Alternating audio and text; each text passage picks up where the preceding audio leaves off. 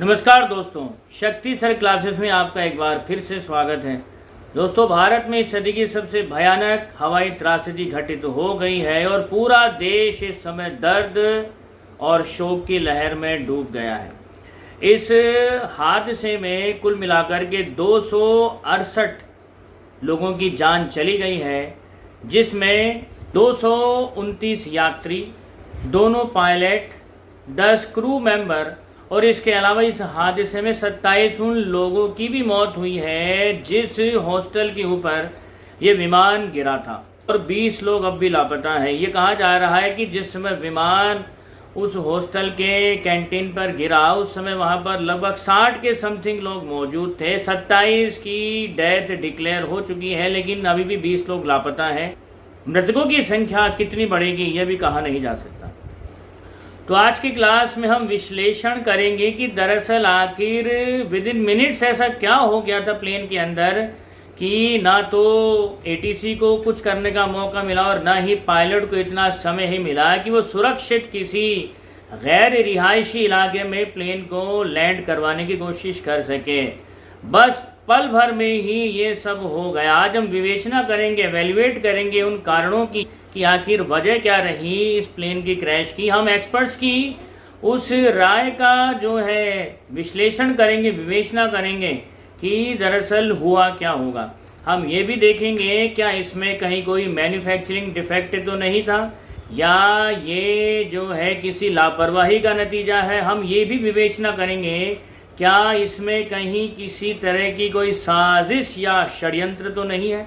तो चलिए दोस्तों, आज की क्लास स्टार्ट करते हैं। तो दोस्तों, एयर इंडिया का बोइंग 787 ड्रीम लाइनर जो है लंदन की उड़ान पर था और अहमदाबाद के सरदार वल्लभ भाई पटेल इंटरनेशनल एयरपोर्ट से उड़ान भरने के विद इन मिनट्स ही ये जो है एयरपोर्ट से लगभग 1-1.5 किलोमीटर दूर ही बीजे हॉस्पिटल के हॉस्टल की मेस के ऊपर जाकर के गिरा और उसमें जो है वहां जो 4 इमारतें थी पूरी तरह से जल करके राख हो गई। 1:38 पर हवाई जहाज ने उड़ान भरी थी। 1:40 पर ही ये क्रैश हो गया। पायलट ने मेडे कॉल दिया था एटीसी को, जिसका मतलब होता है कि हवाई जहाज का नियंत्रण जो है उसके हाथ से निकल गया है।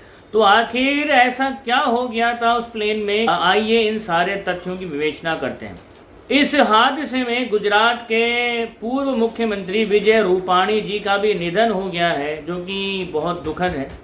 हालांकि एयर इंडिया ने मृतकों के परिवार को 1-1 करोड़ रुपए देने की घोषणा करी है, लेकिन जिन परिवारों ने अपने चिरागों को खो दिया है उनके खोने का दर्द तो पूरी जिंदगी उन्हें सालता रहेगा। बोइंग का ड्रीम लाइनर 787-8 बोइंग का सबसे मॉडर्न एरोप्लेन है और इसको कार्बन फाइबर के साथ में मिश्र धातु से बनाया है, जिसकी वजह से ये 25% तक जो है फ्यूल की बचत कर लेता है। इसके अलावा नॉन स्टॉप 13,530 किलोमीटर तक उड़ सकता है। इसकी फ्यूल कैपेसिटी है 1.25 लाख लीटर। तो पहला मौका है कि अपने लॉन्च के, यानी कि 2011 में लॉन्च हुआ था और लॉन्च के बाद इन 14 सालों में पहली बार जो है कोई ड्रीम लाइनर क्रैश हुआ है जिसमें किसी की जान गई, यानी कि क्रैश होने में किसी की जान गई हो। ये पहला मामला है 787-8 के अंदर। दुनिया भर में ऐसे 1189 जहाज हैं, जिसमें से 33 भारत के पास हैं और उनमें से भी 30 जो है एयर इंडिया के पास में है। ये जहाज 60 मीटर चौड़ा और 57 मीटर लंबा होता है और इसकी कीमत है 2100 करोड़ रुपए। तो हम बात कर रहे थे क्या वजह हो सकती है इसके क्रैश होने की। तो क्या वजह हो सकती है इसके क्रैश होने की, एक्सपर्ट्स की राय को हम जो है यहाँ पर मुख्य रूप से आधार बना करके इसका एनालिसिस करते हैं। देखिए, ऑस्ट्रेलिया के जेफी थॉमस एविएशन एक्सपर्ट भी हैं और फाउंडर है एयरलाइन न्यूज के। तो उन्होंने जो है जब फुटेज देखे प्लेन क्रैश के तो उन्होंने कुछ वजह बताई हैं जो मुख्य कारण हो सकती है क्रैश का, जिसमें से पहली वजह है, तो पहला कारण उड़ान भरते समय अगर पंख का एक्सपेंशन अगर मानकों के हिसाब से नहीं है तो विमान के क्रैश होने की संभावना बढ़ जाती है, क्योंकि उस स्थिति में नोज डिप की स्थिति पैदा हो जाती है। तो जब विमान टेक ऑफ करता है उस समय फ्लैप की कोण की जो स्थिति है 10 से 20 डिग्री होनी चाहिए। इससे कम या ज़्यादा होने पर विमान का जो नोज है वो आगे की तरफ झुक जाता है और उसकी क्रैश होने की संभावना बढ़ जाती है। दूसरा कारण उन्होंने जो कहा वो कुछ इस तरह से है। देखिए, हादसा सिटी लिमिट्स में हुआ, यानी कि हादसा जो है अहमदाबाद शहर के अंदर ही हुआ है। तो जो सरदार वल्लभ भाई पटेल इंटरनेशनल एयरपोर्ट और जो क्रैश साइट है उसके बीच में दूरी मुश्किल से 1-1.5 किलोमीटर ही है। तो ये भी संभावना जताई जा रही है कि हो सकता है कोई बर्ड हिट का मामला हो, जिसकी वजह से पायलट ने पूरा कंट्रोल खो दिया हो जहाज से और प्लेन क्रैश हो गया हो। तीसरी वजह यह हो सकती है, विमान ने अगर पूरी पावर गेन किए बगैर अगर रनवे से उड़ान भरी थी तो ये भी क्रैश का कारण हो सकता है, क्योंकि विमान फुल्ली लोडेड था, 242 यात्री थे और 1,25,000 लीटर उसमें फ्यूल भरा हुआ था। तो इतना लोडेड विमान अगर पूरी पावर गेन करके नहीं उड़ेगा तो क्रैश होने की संभावना 100% होती है, ऐसा एक्सपर्ट्स का दावा है। सेफ्टी ऑपरेटिंग सिस्टम कंपनी के सीईओ जॉन कॉक्स ने भी विमान के जो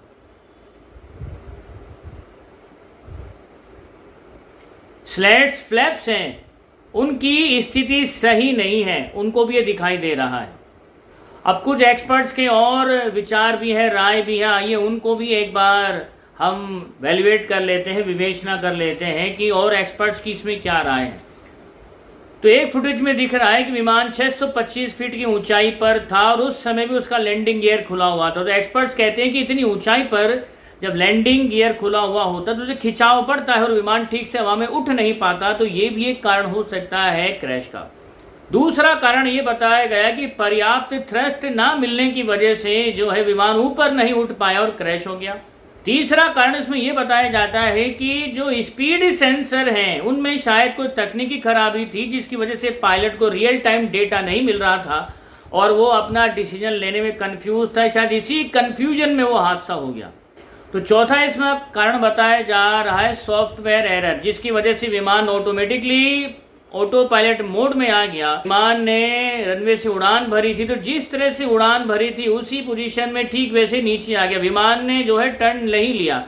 तो ऐसा हो सकता है कि सॉफ्टवेयर एरर की वजह से जो है ऑटो पायलट मोड में आ गया हो, या गलती से कोई कमांड जो है दे दी हो जहाज को, जिसकी वजह से हवाई जहाज क्रैश हो गया।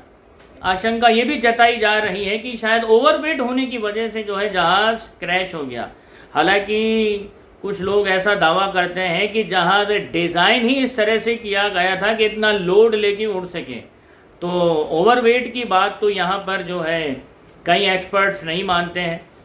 अब छठी बात इसमें यह है कि पायलट ने जो है मेडे कॉल किया था। उड़ान भरने के विदिन मिनट्स ही पायलट ने मेडे कॉल किया था और मेडे कॉल तभी की जाती है जब पायलट का जो है पूरी तरह से नियंत्रण खो जाता है जहाज के ऊपर से। यहाँ हम बात करेंगे कि जो व्यक्ति जहाज उड़ा रहा था वो कोई साधारण व्यक्ति नहीं था, कि हजारों घंटों के जहाज को उड़ाने का एक्सपीरियंस था, खुद एक ट्रेनर था।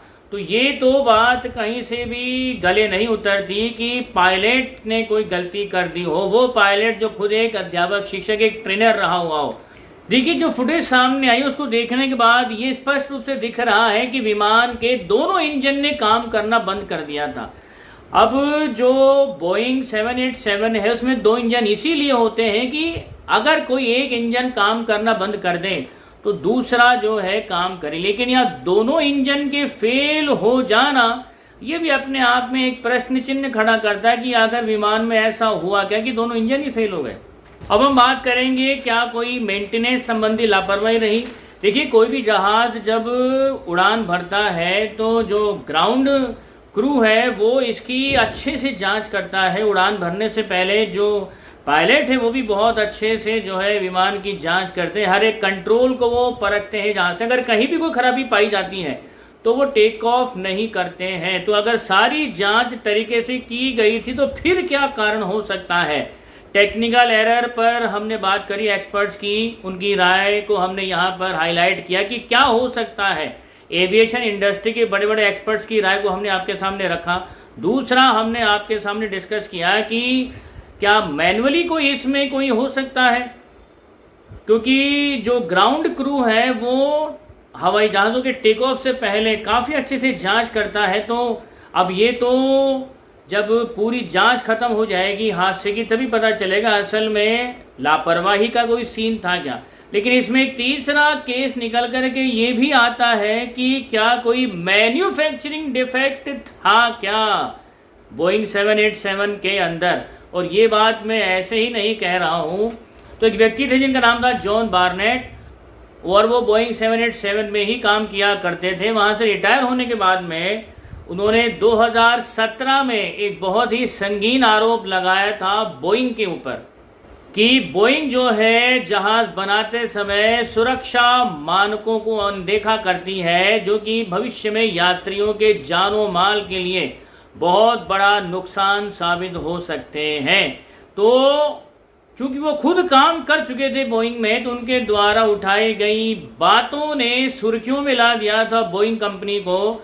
और फिर बाद में जो है यही बार्नेट अपने घर में मृत पाए जाते हैं। पुलिस ने आनन फानन में जांच खत्म करके इसे आत्महत्या का रूप दिया, लेकिन घर वालों ने पुलिस की जांच के अगेंस्ट में अपील दायर करी कोर्ट में कि दरअसल ये आत्महत्या नहीं हत्या थी।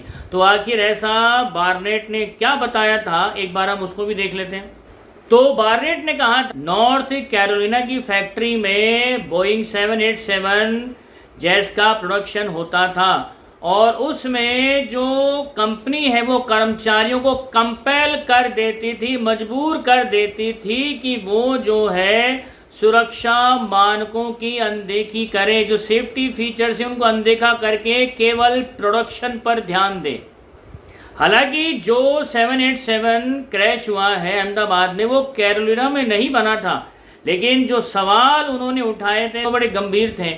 आगे बार्नेट ने ये कहा कि कंपनी जो है जहाज़ों के स्क्रैप से पुरानी डिफेक्टेड ऑक्सीजन को लेकर के, ऑक्सीजन ट्यूब को लेकर के उसे नए विमानों में इंस्टॉल कर रही है, और जो है वो यात्रियों की ज़िंदगी के साथ में खिलवाड़ कर रही है। इसके अलावा उन्होंने काफ़ी कुछ जो एक्सपोज किया था मैन्युफैक्चरिंग डिफेक्ट्स को 787 के, जिसके चलते वो काफ़ी सुर्खियों में आए थे और बोइंग को मुंह छुपाना पड़ा था उस समय, क्योंकि ये आवाज़ उठाने वाले खुद कंपनी के एक एम्प्लॉय थे।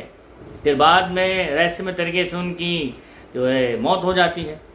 तो 2021 में ही बार्नेट के वकीलों ने कोर्ट में ये कहा था कि दरअसल कंपनी वाले एम्प्लॉयज़ को कंपेल करते हैं कि वो नकली जांच रिपोर्ट बनाएं, सुरक्षा से जुड़ी हुई स्टैंडर्ड जो प्रोटोकॉल्स हैं, सेफ्टी चेक के रिगार्डिंग जो भी स्टेप्स हैं उनको नज़रअंदाज करके नकली डेटा बनाएं और जहाज़ को जो है अप्रूव करवा लें।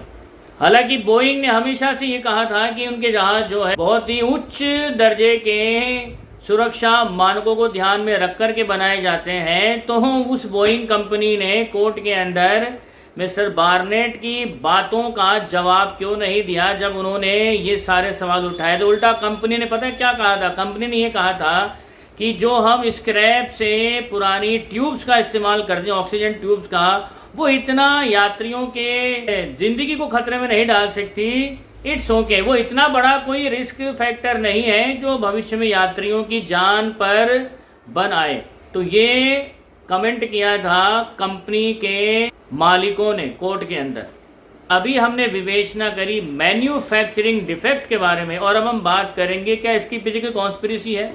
देखिए, जब ये विमान टेक ऑफ करने वाला था तो विमान में यात्रा कर रहे एक यात्री ने एक वीडियो बनाया था जिसमें वो दिखा रहे हैं कि पैसेंजर के सामने जो कंट्रोल पैनल है वो कंट्रोल पैनल काम ही नहीं कर रहा था। उसने एसी का बटन दबाया, उसने जो है एयर होस्टेस को बुलाने के लिए बटन दबाए, लेकिन सारे बटन ऐसा लगा मानो हैंग हो गए हो। और सिर्फ उसी का नहीं, a couple of passengers who are facing the same problem out there. तो जब ऐसी हैंग होने की समस्या आ रही थी तो इसे नज़रअंदाज नहीं किया जाना चाहिए था। हो सकता है ये दरअसल शुरुआत थी किसी बड़ी समस्या के खड़े होने की, और ऐसा हुआ भी। तो क्या ऐसा हो सकता है कि क्या किसी ने जानबूझ करके जो है बोइंग 787 के सिस्टम को हैक कर लिया हो, जिसकी वजह से अचानक से ही दोनों इंजनों ने काम करना बंद कर दिया हो और ये प्लेन क्रैश हो गया हो रिहायशी इलाके में? इस सच का पता तो जल्दी ही चल जाएगा दोस्तों, क्योंकि इन्वेस्टिगेशन टीम को डीवीआर मिल गया है, जिसमें उस समय फ्लाइट में क्या हुआ था जिस समय ये फ्लाइट क्रैश हुई थी। विद इन मिनट्स आखिर फ्लाइट में ऐसा क्या हुआ कि ना पायलट को मौका मिला जहाज को बचाने का और ना ही एटीसी को रेस्पॉन्ड करने का। तो दोस्तों आपको क्या लगता है, क्या सच में अहमदाबाद का बोइंग ड्रीम लाइनर 787 का जो क्रैश है, क्या ये क्रैश महज एक टेक्निकल एरर है, ये किसी लापरवाही का नतीजा है, या बोइंग की मैन्युफैक्चरिंग डिफेक्ट की वजह से जो आप सामने आ रही है वो इसका कारण है, या दरअसल इसके पीछे कोई बहुत बड़ी कॉन्स्पिरेसी है?